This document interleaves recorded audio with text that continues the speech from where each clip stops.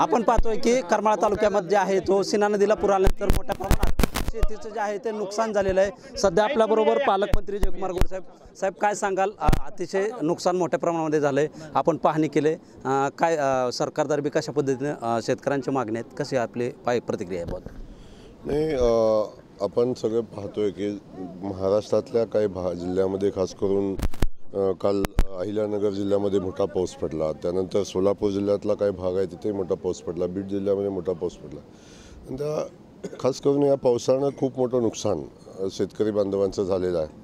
आता या ठिकाणी आपण बघतो की नदीला एवढं मोठं पाणी आलं आणि ते पाणी आल्यानंतर ते पाण्याचा प्रवाह एवढा होता की त्यामध्ये शेतीमध्ये पाणी गेलंच गेलं, शेतातलं पीक गेलं, त्याच्यासोबत माती वाहून शेतातली माती वाहून गेली। असं शेतकऱ्यांचं खूप मोठं नुकसान या ठिकाणी झालेलं आहे।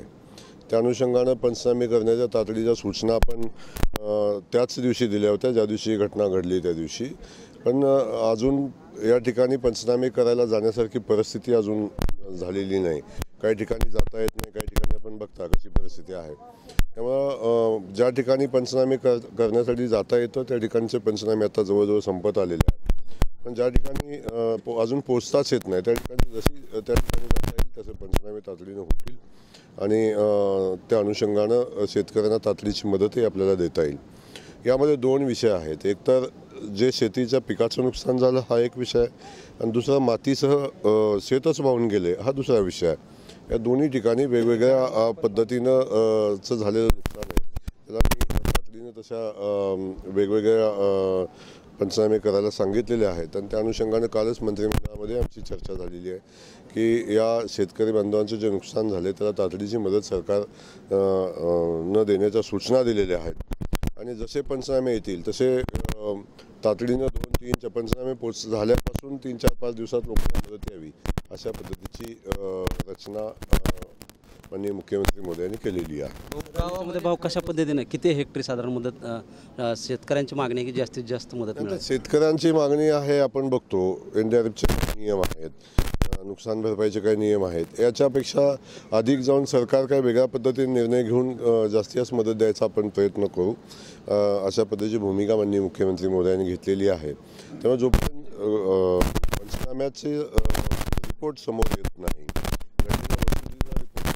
तोपर्यंत आपण नुकसान किती आणि कसं किती या संदर्भात अंदाज बांधणं तसं योग्य नाही आहे। जशाच पंचनामे संपतील तसे रिपोर्ट जसे येतील त्या अनुषंगानं जास्तीत जास्त मदत शेतकरी बांधवांना झाली पाहिजे अशा पद्धतीची व्यवस्था आपण पाहतोय की या ठिकाणी जे आहे ते सर्व जे प्रशासनाचे अधिकारी आहेत त्यांना जे आहे ते पंचनामे करण्यास सूचना दिल्या असून जास्तीत जास्त नुकसान भरपाई कशी मिळेल याचा प्रयत्न मी करणार असल्याची माहिती जी आहे ते पालकमंत्री जयकुमार गोरे यांनी आपल्याला यावेळी बोलताना सांगितले। शीतलकुमार मोठे, TV9 मराठी, करमाळा, सोलापूर।